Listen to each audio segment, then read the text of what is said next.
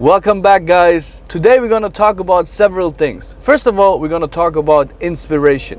Where do we get ideas from? I mean, there are so many different things, blogs and startups who get financing, investment news and all that. But I don't know if it's the same for you as well, but the three B's B's is usually where I get inspiration or good ideas. It's either in bed, in the bath, or in the bus. I mean, the B for bus stands actually for driving, transportation in general. So the three B's are very much places where I get good ideas. Is this the same for you? Just let me know in the comments. So I thought I'm going to start another series which has nothing to do with business in general, but the link is in the description for videos which just going to make you relax in terms of they're gonna strike inspiration for you. We're just gonna show you driving through Dubai or driving to a city for an hour or 45 minutes where you actually can just think and see if you get great ideas. If you get an idea or inspiration during watching that video, just let me know. So it's really great. It's perfect for focus. So if you're working on a business plan or something, let that run in the background. It's just gonna be like meditation, but really with a focus on a purpose of either inspiration or just getting things done.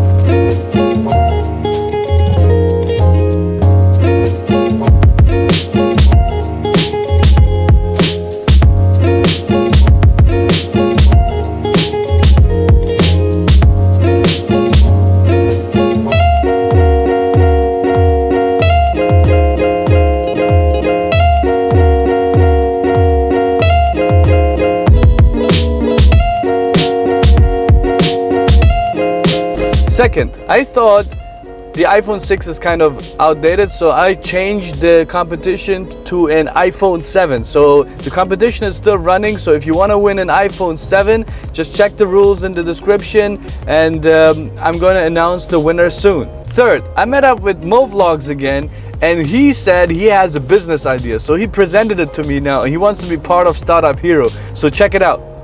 Okay, how about this? I'll give you an amazing business idea. Okay. Okay, I've been thinking about this for a while, okay? And I know there is stuff out there like this, so there's already been there. But we make a social media, guys. We have our YouTubes, Instagrams, everything together. But this one's gonna be special because we're why don't you come to Startup Hero? Startup Hero episode 2 is with Movlogs. Mine's a minimum viable product though. It's very basic, so we just have our YouTube links and everything, but for everybody there. That's a good idea. Good idea. So you're the judges. Was that a good idea? He wants my footage, so I need to record. What do you think, guys? Was it a great idea? I don't know. I haven't really fully understood it, but let him explain it in the Startup Hero episode. So one more thing. I actually wanted to try something, an experiment. How to make out of 100 dirhams, that's actually like $27 approximately, 1 million out of this. So let's try it together. It's obviously an unconventional way to start with only 100 dirhams or $27, but I'm gonna try to make this into 1 million with you together. So I don't know how to do that now. I mean, it's very different to how I usually do business, but let's try it. It's a bit, I would say, guerrilla tactic, but I think it can work. So follow me on the quest to turn this into several more until it's 1 million. Okay, we're gonna have another episode of Ask Saigon now. So you have asked me thousands of questions and I'm gonna try to answer as many as possible. So the first question we're gonna discuss in a bit when I'm at home. See you in a second.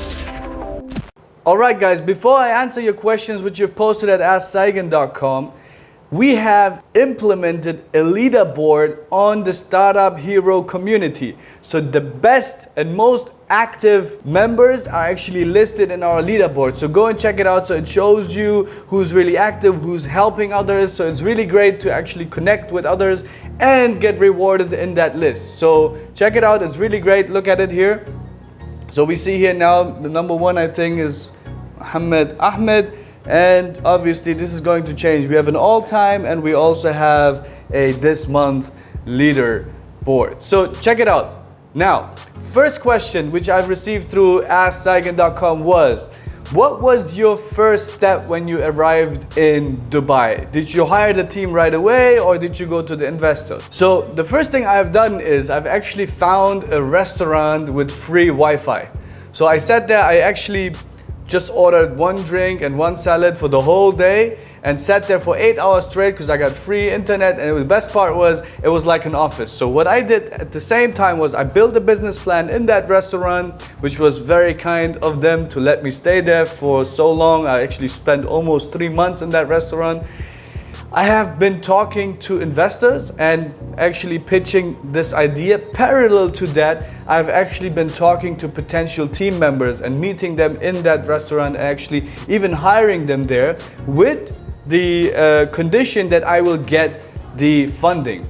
And the investors, obviously it took also 3 to 6 months actually until I got my first investment. What I have actually done is I've told them that my team is ready, and the team, I've told them that the funding is ready. So it was kind of a balance act until I've matched both. And actually also answers the second question, how do you hire a team with empty pockets? It's all about transparency. So you need to tell them where you stand in your funding process, and you need to tell the investors that you have a team ready, but obviously with the condition of getting the funding. Most importantly is to convince people of your vision and to participate. Obviously, you have something called employee stock option plans, which basically rewards them for the increase in share price, or actually if the company becomes more valuable, they gain with you. So you make them part owners of your company.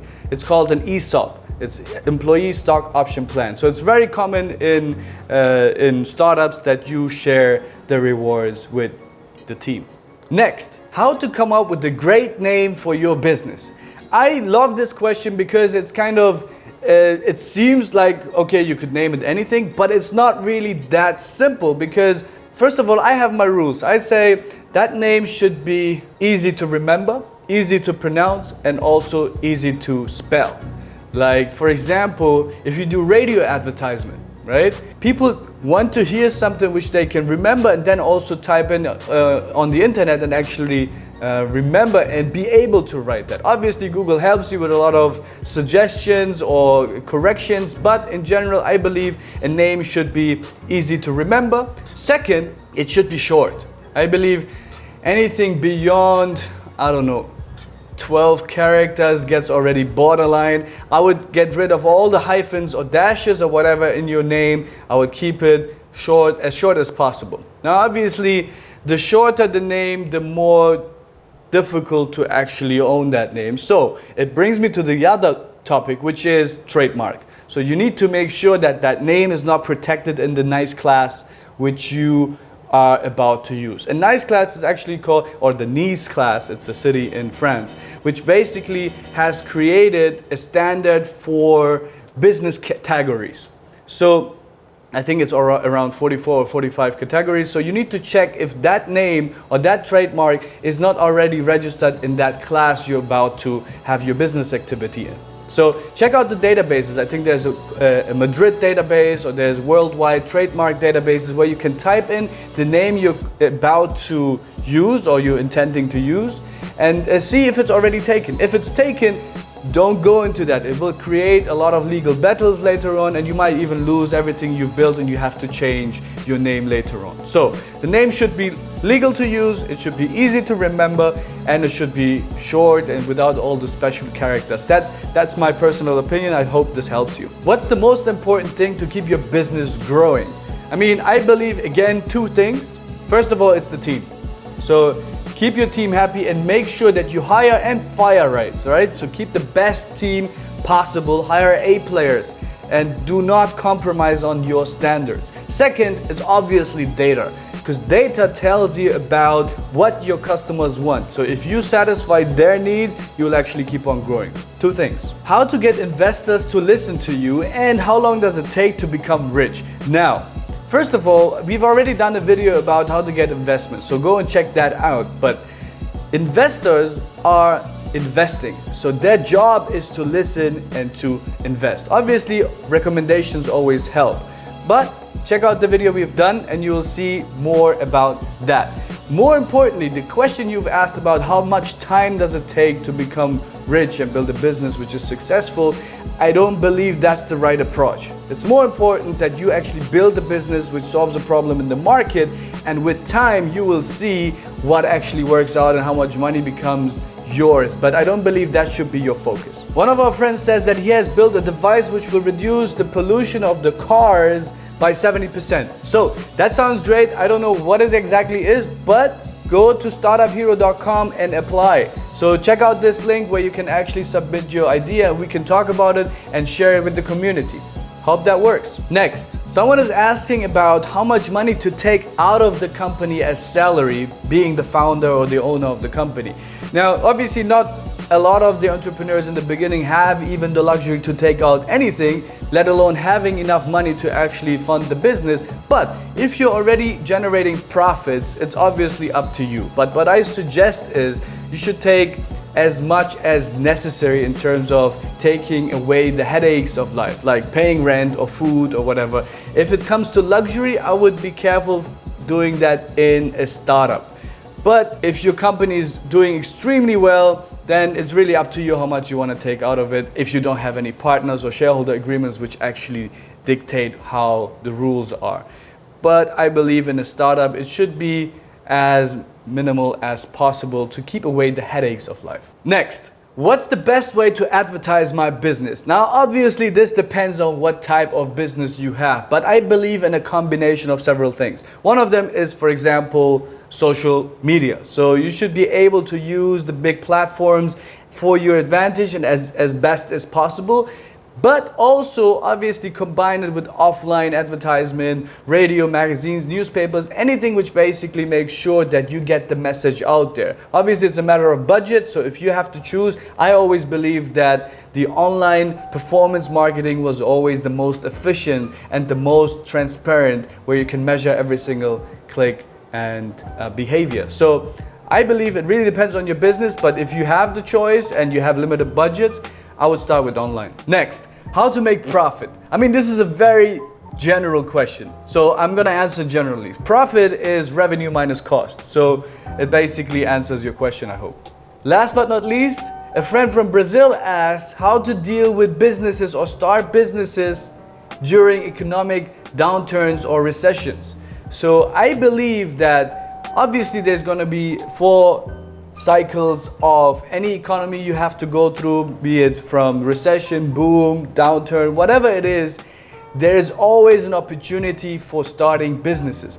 Believe it or not, some businesses actually thrive even more during those downturn times. So make sure that you build a product or service which is actually recession proof, but also maybe even benefits from those times. So in general, in a nutshell, there is always opportunity, and it comes even with economic changes. Alright guys, if you have to focus on something or build a business plan or just get inspiration, check out the video below in the description and let it run in the background. It helps you focus and actually helps you get inspiration. Second, obviously, if you want to win an iPhone 7, make sure you check the rules below, subscribe to this channel, and last but not least, check out the Startup Hero community and the leaderboard and make sure you become an active member. That's where we help each other and bounce off ideas and get great feedback, which prepares you really well for an application at startuphero.com. Thank you very much, and I see you soon.